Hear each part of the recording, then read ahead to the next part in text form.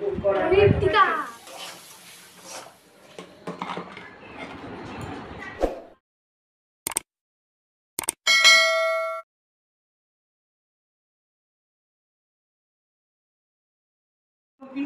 Evening বন্ধুরা, কেমন আছো সবাই? আশা করি সবাই খুব ভালো আছে। এখন বাজে 6:05 আর আমি আমার ভিডিওটা স্টার্ট করলাম এখন।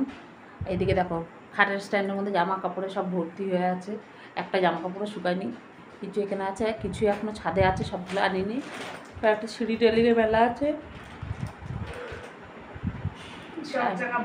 সোনা এখন পড়ে আসলো, এই টিউশনি গেছে, স্কুল থেকে এসছে, স্কুল থেকে এসে খাওয়া দাওয়া করে আবার টিউশন গেছিলো, টিউশনি করে এখন জাস্ট আসলো। এখন আবার খেয়ে দিয়ে আবার টিউশনি মাস্টার আসবে, আবার পড়তে বসে।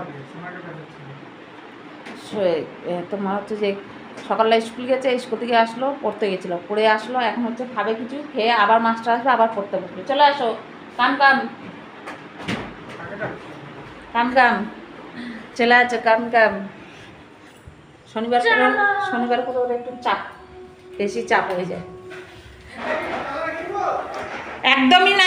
নিয়ে এসছে বাবুকে পড়িয়ে আসার সময় তোমাদের দাদা প্যাটিস নিয়ে এসছে,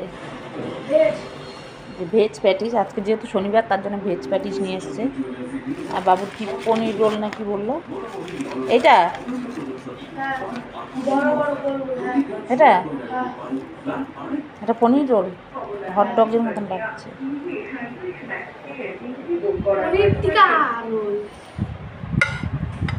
নাও খেয়ে নাও। তো বাবাইকে ওদিকে খাবারটা দিয়ে আমি চলে এসেছি রান্নাঘরে। এখন করবো চা। আর এদিকে দেখো আমার হাই উঠছে, ঘুমের রেশ আর কাটছে না আমার। না উঠে গেছি অনেকক্ষণ আগে, দুপুরে তো বেশিক্ষণ ঘুমায় না, দুপুরে অল্প একটুখানি ঘুমায়। আমি এমনিতেই দুপুরে শুতে যাই 3টে, 3:30 এরকম হয়ে যায়। তো 3টে, 3:30 সময় শুয়ে আবার ওই 4:30, 4টে, 4:30 দিকে উঠে যায়। 4টে, 4:30 দিকে উঠি না, ওই 4:30 বেজে যায়। ধরো 1 ঘন্টা, 1.5 ঘন্টা মতন ঘুমাই। তো যাই হোক, ঘুম থেকে উঠে এসেছি কখন, এতক্ষণ শুয়ে মোবাইল দেখছিলাম, আর এখন নামলাম নিচে। তো তাও এখনও দেখো হাই উঠে যাচ্ছে, ঘুমের রেশ কাটছে না। আর আজকে চা পাতা শেষ হয়ে গেছিলো, তো তোমাদের দাদাকে চা পাতা আনতে বলেছিলাম, আসার সময় চা পাতা নিয়ে এসেছিলো। দেখো, চা পাতা আমার ঘরে সবসময় বেশি বেশি করে থাকে। এইবারে যেহেতু প্যাকেটের চা পাতাগুলো নিয়েছিল, 10 টাকা যে টাটার প্যাকেটগুলো পাওয়া যায় এলাচ দেওয়া, তো সেগুলো নিয়ে এসেছিলো, সেগুলো শেষ হয়ে গেছে। খেয়াল করিনি আগে যে শেষ হয়ে গেছে। এই 2 প্যাকেট করে ঢালতে ঢালতে না শেষ হয়ে গেছে, কবে যে শেষ হয়ে গেছে আর খেয়াল করিনি। আজকে সকালে চা করতে গিয়ে দেখি চা নেই, কৌটোতে অল্প চা পাতা আছে। তো চা পাতা খুঁজতে গিয়ে দেখলাম চা পাতা নেই। তো সকালেই তোমাদের দাদাকে বলেছিলাম যে চা পাতা নিয়ে আসবে, তাহলে বিকেলে চা হবে।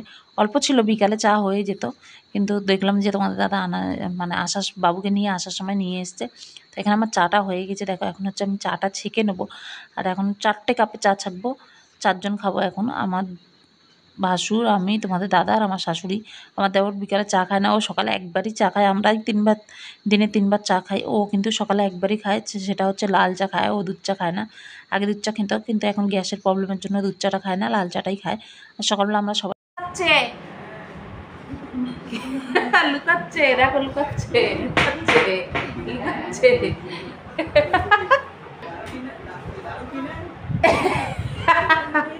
তো এদিকে দেখো, বাবু খেলো হচ্ছে প্যাটিস, আর ওটা খেলো। তারপরে লস্যির প্যাকেট নিয়ে এসছে, ছোটো 10 টাকার লস্যির প্যাকেটগুলো হয় না, সেগুলো নিয়ে এসছে ফ্রিজে। আমি দেখিনি, তো ফ্রিজে রেখেছিল, ও ফ্রিজ থেকে বার করে খাচ্ছে। আমি ভাবছি যে প্লাস্টিকের মধ্যে জল ভরে খেলার জন্য নিচ্ছে মনে হয়। ওর সঙ্গে অনেকক্ষণ কাড়াকুড়ি করলাম, দিচ্ছে না, পেছনে লুকিয়ে রেখেছে হাতটাকে। তাই আমি ভাবছিলাম যে পেছনে প্লাস্টিকে জল ভরে নিয়ে খেলবে, তো ওই জন্য কাড়াকুড়ি করে দেখলাম না, 10 টাকার লস্যির প্যাকেটগুলো এনে ফ্রিজে রেখেছিলো, সেটাই একটা বার করে খাচ্ছিলো। যেহেতু আমি এখন কিছু খেতে বারণ করছি, তো তার জন্য লুকাচ্ছিলো আমাকে দেখে। আর এখানে দেখো আমাদের চাটা খাওয়া হলো, বিস্কুট দিয়ে চা খেলাম, তারপরে প্যাটিস খাচ্ছি। এখানে তোমাদের দাদাকে দিয়ে দিয়েছি, তোমাদের দাদা আগেই খেয়ে নিচ্ছে, আর আমি চায়ের সঙ্গে প্যাটিসটা খেলাম না, আমি এমনি খাচ্ছি। সিঙ্গাড়ার থেকে কিন্তু প্যাটিসটা খেতে বেশি ভালো লাগে। সিঙ্গাড়াটা আমার কেন জানি না এখন আর ভালো লাগে না, আগে ভালো লাগতো, কিন্তু সিঙ্গাড়াটা এখন আর একদমই ভালো লাগে না। আর ভেতরের সবজিটা বেশ ভালো ছিল, ফ্রেশ ছিল, প্যাটিসটা ভালোই ছিল, ফ্রেশ ছিল, ভালোই লাগছিলো খেতে। তো চলো এখন প্যাটিসটা খাওয়া দাওয়া করে নিই, তারপরে আবার রাত্রে রান্না জোগাড় করবো। প্যাটিসটা খেতে খেতে চিন্তা করছিলাম যে কী রান্না করবো রাত্রে। যেহেতু শনিবার, তো নিরামিষ হবে, ওই একটা চিন্তা থাকে যে শনিবার কী একটা রান্না করবো না, প্রচুর একটা ঝামেলা হয়ে যায় শনিবার দিন রান্নার। তো ওই জন্য ভাবলাম যে কী করবো, তারপরে ভাবলাম যে না, চলো একটু খিচুড়ি করে নিতে। তার জন্য দেখো এখানে আমি মুগ ডালটা ভেজে নিচ্ছি, আর এদিকে চালটা ধুয়ে নেবো। আর আতপ চালটা অনেক দিন থেকে রাখা আছে না, দেখো পুরো কেরি পোকাতে ভর্তি হয়ে গেছে। এখন চালটাকে আমাকে ভালো করে ধুতে হবে, যতক্ষণ না পোকাগুলো যাচ্ছে ভালো করে নাড়িয়ে চাড়িয়ে ধুলে না পোকাগুলো সব বেরিয়ে যাবে। তো এখন ভালো করে আমি দেখো 7 থেকে 8 বার চালগুলো ধুয়ে নিয়েছি ভালো করে। তারপরে এখানে বসিয়ে দিয়েছি কড়াইয়ের মধ্যে দিয়ে দিলাম একটা শুকনো লঙ্কা ফোড়ন, তেজপাতা ফোড়ন, এর মধ্যে দিয়ে দিলাম একটু জিরে ফোড়ন। আর নিরামিষ খিচুড়িতে এগুলো না দিলে না ভালো লাগে না। তার মধ্যে দিয়ে দিলাম একটু আদা গ্রেট করে দিয়ে দিলাম, আদা বাটা যেহেতু ছিল না, আর একটুখানি এখন আদা বাটবো ওই জন্য আর আদাটা বাটলাম না, একদম গ্রেট করে দিলাম। আর ছোটো গ্রেটারে গ্রেট করে দিলাম, ওটা বাটার মতনই হয়ে যায়, একদম মিহি হয়ে যায়। এরপরে আমি চাল ডালটা ধুয়ে রেখেছিলাম, চাল ডালটাও দিয়ে দিলাম, দিয়ে এখন একটু নাড়িয়ে চাড়িয়ে নেবো। তারপরে মশলা দিয়ে দেবো। মশলা বলতে লঙ্কার গুঁড়ো অল্প দেবো, আর হচ্ছে যে কাঁচা লঙ্কা দিয়ে দেবো আমি। এখন তো এর মধ্যে দিয়ে দিলাম দেখো লবণ, হলুদ, একটু লঙ্কার গুঁড়ো, একটু জিরের গুঁড়ো দিয়ে চাল ডালটাকে একটু ভালো করে নাড়িয়ে চাড়িয়ে কষিয়ে নিলাম। আর এদিকে বসিয়ে দিয়েছিলাম গামলার মধ্যে জল গরম। তো খিচুড়িটা আমি গামলার মধ্যেই করবো। দুপুরে ভাত আছে, ভাতটা আর মিশাবো না এর সঙ্গে, আতপ চালের খিচুড়ি করবো। আতপ চালের খিচুড়িটা আমার কাছে বেশ ভালো লাগে, মানে নিরামিষের মধ্যে। তো ওই জন্য আতপ চালের খিচুড়ি করবো। কিন্তু হচ্ছে যে এই যে গামলার মধ্যে বসিয়ে দিলাম এখন, আর কালারটা দেখো কী সুন্দর এসছে, জলের কালারটাই এত সুন্দর এসছে। কিন্তু পরে আমাকে সে হাঁড়ির মধ্যে ঢালতেই হলো, কেন বলো তো গামলাটা পুরো ভর্তি হয়ে গেছিলো। গামলার থেকে যখন ফুটছিলো তখন নিচে পড়ে যেত, ওই জন্য আবার হাঁড়ি ভাতটা খালি করে আবার আমাকে হাঁড়ির মধ্যে খিচুড়িটা দিতে হলো। চলো এখানে দেখো আমার খিচুড়িটা মোটামুটি হয়ে গেছে, একদম দেখতে পাচ্ছ। এখন একটু দিয়ে দিলাম ওর মধ্যে ঘি, আর দিয়ে দেবো একটু গরম মশলার গুঁড়ো, দিয়ে নাড়িয়ে চাড়িয়ে নামিয়ে নেবো। একদম খিচুড়িটা রেডি, আর সুন্দর একটা গন্ধ বেরিয়েছে। আর এর মধ্যে দিয়ে দিয়েছিলাম একটু আলু, আমার দেওয়ার বলে একটু আলু দিয়ে দাও ওর মধ্যে, তাহলে ভালো লাগবে খেতে। আর সকালে ফুলকপি ভাজা করেছিলাম, ওগুলো ফুলকপি ভাজাটাও ওর মধ্যে দিয়ে দাও। তো একটু আলু দিলাম কেটে লম্বা লম্বা করে, আর ওই ফুলকপি ভাজাটাও ওর মধ্যে দিয়ে দিয়েছি। আর এখন হচ্ছে এই যে খিচুড়ির জন্য পাঁপড় ভাজা হচ্ছে। এই বৃষ্টি ভেজা রাতে খিচুড়ি, গরম গরম খিচুড়ি আর পাঁপড় ভাজা একদম জমে যাবে।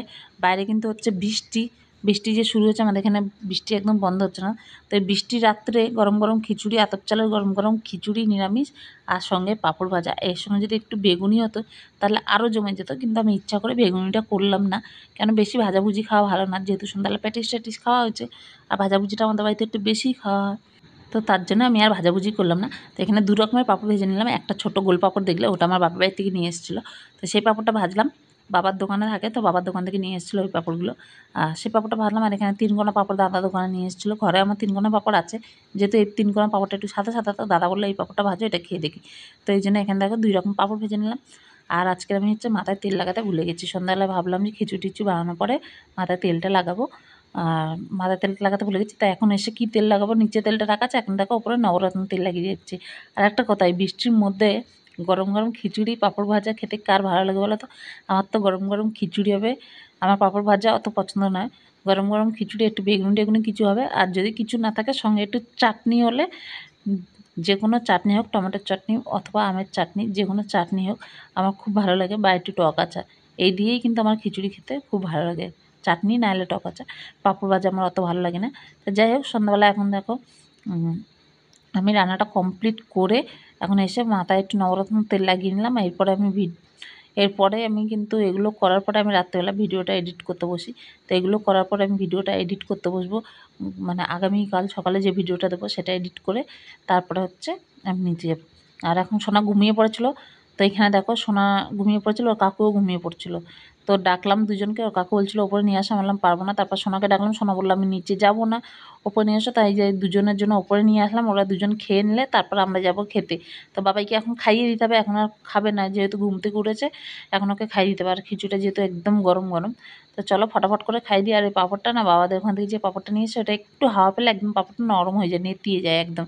ওটা সাবুর পাঁপড় না চালের পাঁপড় আমি জানি না কিসের পাঁপড়, যাই হোক ওটা একটুখানি যদি হাওয়া লাগে সঙ্গে সঙ্গে একদম নরম নেতিয়ে যায়। এমনি খেতে ভালো লাগে, কিন্তু একদম নেতিয়ে যায়। চলো একদম জমিয়ে আজকে রাত্রে খাওয়া দাওয়াটা হলো, একদম বৃষ্টির মধ্যে খিচুড়িটা সবাই খুব ভালো খেলো। বৃষ্টির মধ্যে খিচুড়ি সবাই খুব এনজয় করলো, কে এনজয় করলো জানি না, কিন্তু আমি খুব এনজয় করলাম বৃষ্টির মধ্যে খিচুড়িটা। আর আমি কিন্তু খিচুড়ি খেতে ভালোবাসি, আর তার থেকে আমার থেকে বেশি ভালোবাসে আমার ছেলে। আর আমার কাছে ভুনা খিচুড়িটা বেশি ভালো লাগে। ভুনা খিচুড়ি বলে না, আমার কাছে আতপ চালের খিচুড়িটা বেশি ভালো লাগে। আমি সিদ্ধ চালের খিচুড়িটা অতটাও পছন্দ করি না। সিদ্ধ চাল খিচুড়ি করে না মুসুর ডাল দিয়ে, আমার এটা একদমই ভালো লাগে না। আমার কাছে মুগ ডাল দিয়ে আতপ চালের খিচুড়ি হবে, এইটা হচ্ছে দারুণ। একটু হালকা মিষ্টি মিষ্টি হবে খিচুড়িটা, খিচুড়ির মধ্যে একটু মিষ্টি দেবো হালকা, ওটা আমার কাছে খুব ভালো লাগে। আমি এর মধ্যেও কিন্তু হালকা মিষ্টি দিয়েছি, একদম এতও না যে খুব মিষ্টি হয়ে যাবে, আবার সেরকম না, হালকা ঝাল হালকা মিষ্টি। আতপ চালের খিচুড়ি একদম বৃষ্টি হবে, ও একদম জমে যায়। তো বাইরে হচ্ছে বৃষ্টি, আর আমরা খাওয়া দাওয়া করে নিই, চলো। তো খাওয়া দাওয়ার পরে চলে এসেছি ওপরে। এখন হচ্ছে দেখো বিছানাটা ঝেড়ে নেবো, যেহেতু দুপুরে শুয়েছিলাম। আর তারপর হচ্ছে দুপুরে শুয়েছিলাম সেটা বড় কথা না, যে যখনই আসছে বিছানার মধ্যে উঠছে, পা ঝেড়ে ওঠে না কেউ, না আমার ছেলে পা ঝেড়ে ওঠে, না তোমাদের দাদা পা ঝেড়ে ওঠে, ওই ধুলো বালিগুলো সব বিছানার মধ্যে ওঠে। তো ওই জন্য রোজ রাত্রে শোয়ার আগে বিছানাটা ঝেড়ে নেওয়া হয়। তোমাদের দাদাই ঝাড়ে, আজকে ঝাড়েনি, ওই জন্য আমি বললাম আমি ঝাড়ছি, সরো, তুমি ঝাড়ো নি, আর পুরো বালি বালি হয়ে আছে। আর বিছানায় বালি বালি থাকলে আমি একদমই শুতে পারি না, আমার খুব অস্বস্তি হয়, কেন জানি না, ঘুম আসে না বিছানায় বালি বালি থাকলে, ভীষণ অস্বস্তি হয়। এই জন্য বিছানাটা ঝেড়ে নিলাম। এখন হচ্ছে শোবো। এখন হচ্ছে একটু শোবো বলতে এখনই তো ঘুমাবো না, ওই মোবাইল দেখতে দেখতে 12টা 12:30 বেজে যাবে, তারপরে গিয়ে ঘুমোবো। আর দুপুরবেলা যেহেতু একটু ঘুমায়, আধা ঘন্টা 1 ঘন্টা মতন ঘুমায়, এই জন্য রাত্রে ফট করে ঘুম আসে না। আবার এক একদিন এমন ঘুম পায় না, মানে ঘুম থেকে এসে বিছানায় শোয়ার পরেই ঘুম পেয়ে যায়। আর আমি এদিকে দিচ্ছি ভয়েস, আর বাইরে ডাকছে ব্যাং, ক্যাঁক কুক করে ব্যাং ডাকা শুরু হয়েছে। বর্ষাকালে কিন্তু এই আওয়াজ, এই একটা আওয়াজ শুনতে বেশ ভালো লাগে। সারাদিন ক্যাঁক কুক করে ব্যাং ডেকে যাচ্ছে, চারদিকে জল জমে গেছে। আবার সন্ধ্যা হলেই কলা ব্যাঙের ডাক, সকাল হলেই কলা ব্যাঙের ডাক। সারাদিন অত শোনা যায় না, কিন্তু সন্ধ্যাবেলায় আর সকালবেলা ক্যাঁক কুক কলা ব্যাঙের ডাক শোনা যায়। তো এখন হচ্ছে আমি ওষুধ খাবো। তো ওষুধগুলো খেয়ে নিই, আর একসঙ্গে 2-3টে যা ওষুধ থাকে আমি একবারেই খেয়ে নিই, আলাদা আলাদা করে খাই না। ওই বারবার করে ওষুধ খেতে ভালো লাগে না, আমি একবারেই যতগুলো ওষুধ থাকে একবারে জল দিয়ে গিলে নিলাম।